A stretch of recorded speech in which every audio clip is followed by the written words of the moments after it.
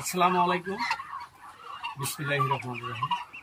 Abdul farming live YouTube চ্যানেলের পক্ষ থেকে দর্শক আপনাদের সবাইকে সাদর আমন্ত্রণ। আশা করি সবাই ভালো আছে। দেশ এবং দেশের বাইরে যেখান থেকে আমাদের প্রতিবেদনটি দেখতেছেন সবাইকে এই অন্তরস্থল থেকে ধন্যবাদ জানিয়ে শুরু করছি আজকের প্রতিবেদন।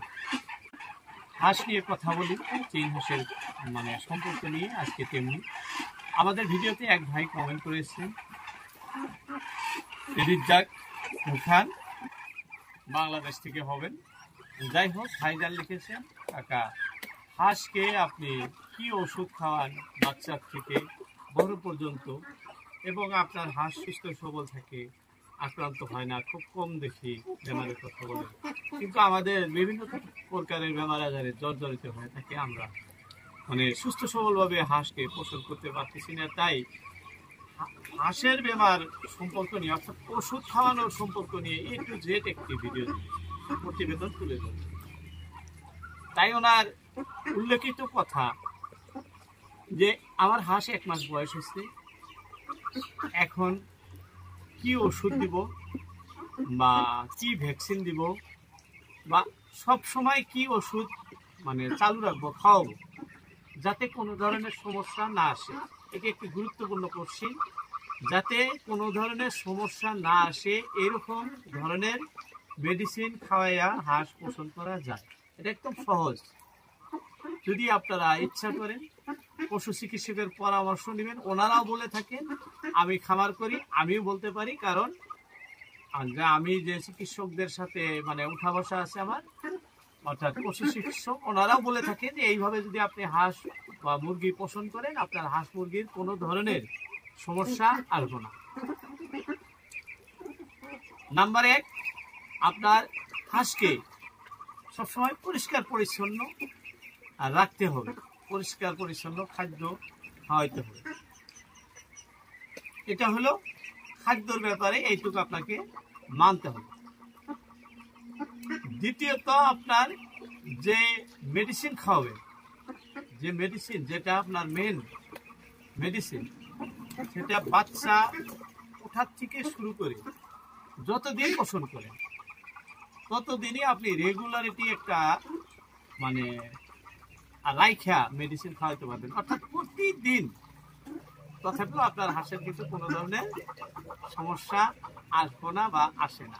এরকম ভাবে অনেকেই এখনো পোষণ করতেছে, আমরাও করি, কিন্তু ভিডিওতে ওরকম বলা হয় না, কারণ সবটাই সব জায়গায় বললে অনেকেই খারাপ উপায়ে থাকে।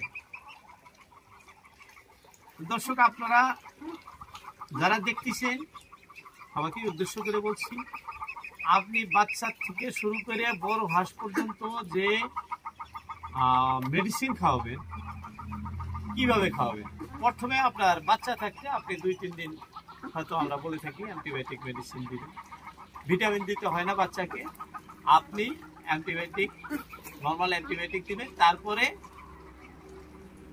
ভালো দানা দিবেন, ভালো কোম্পানি ভালো দানা খাইলে প্রথম মেডিসিনটা খাওয়ার উদ্দেশ্য হলো নাভির যে ঘাটা থাকে, কাঁচা থাকে, সেটা শুকায় যায় ধামনি, ফলে বাচ্চাটা সুস্থ সবল হয়ে ওঠে, আর কোনো টেনশন আসে না।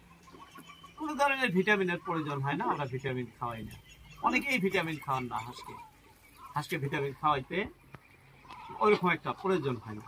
যাই হোক, দ্বিতীয়ত, 1 মাস বয়স হলে আপনি হাঁসকে ভ্যাকসিন দিয়ে দিবেন, অর্থাৎ 25 দিনের থেকে 1 মাস, 30 দিনের ভিতরে। আর এই 30 দিনের থেকে আপনি সবসময় একটা নিয়ম মাইনে চলবেন।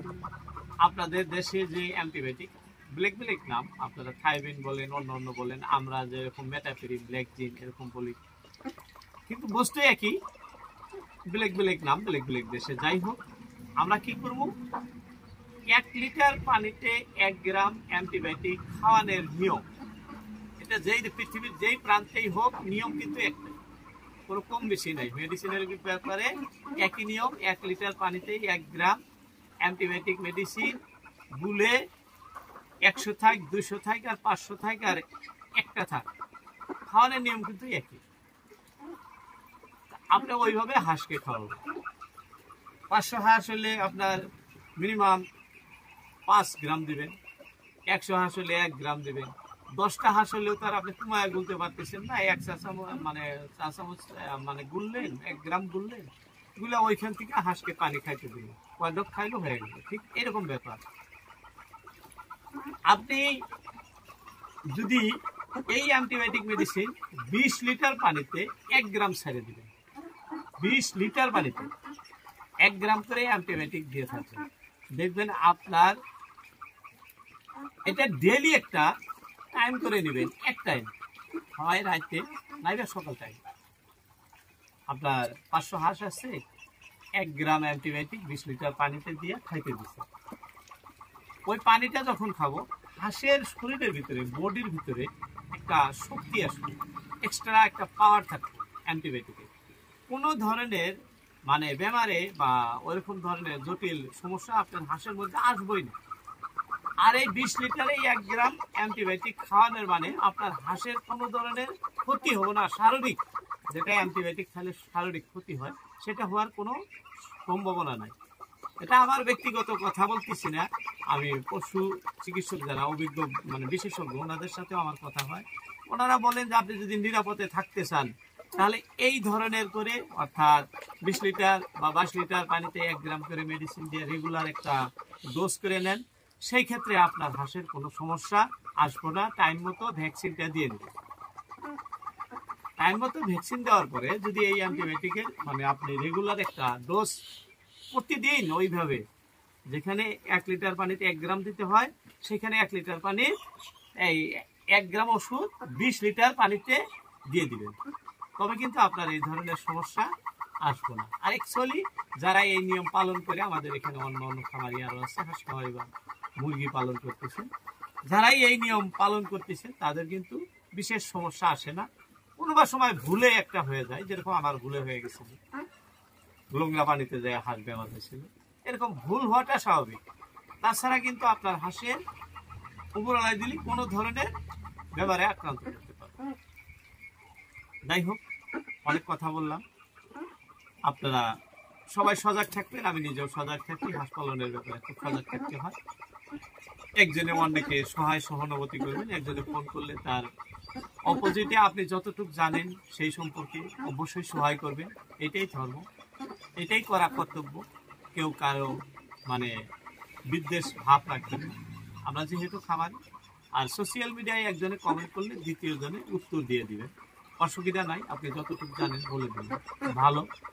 কোনো ধরনের ক্রিয়েটরের কোনো ধরনের অসুবিধা আসে না বা হয়ও না।